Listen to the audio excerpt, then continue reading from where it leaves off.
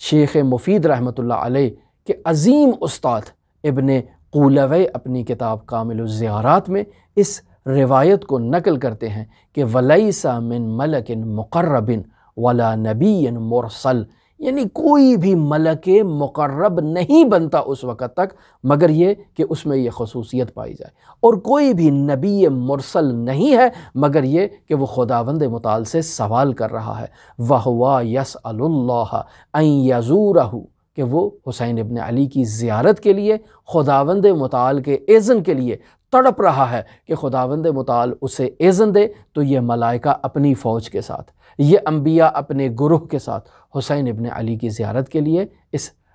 کربلا معلیٰ میں تشریف لائیں اور آ کر حسین ابن علی کی زیارت کریں۔ فَفَوْجٌ يَحْبِطُ، ایک فوج جو ہے وہ حبوط کر رہی ہے، وَفَوْجٌ يَصْعَدُ، ایک فوج جو ہے وہ صعود کر رہی ہے۔ یہ جو قوس و صعود کا ایک سلسلہ جاری ہے کہ ایک گروہ آ رہا ہے اور ایک گروہ جا رہا ہے، یہی تو عرفان عزا ہے جسے ہم نے ان مجالس عزا میں آ کر درک کرنا ہے، اور جہاں کہیں بھی یہ مجالس عزا دائر ہوں گی وہاں قبۃ الحسین ہے۔ فَفَوْجٌ يَحْبِطُ وَفَوْجٌ يَصْعَدُ، یہاں انبیاء کی اور ملائکہ کی ایک فوج اس قبۃ الحسین کی زیارت کے لیے ہمارے گھروں میں، ہماری محفلوں میں، ہمارے علاقوں میں، ہماری جگہوں پر آئیں گی، اور پھر ایک فوج جو ہے وہ واپس جائے گی۔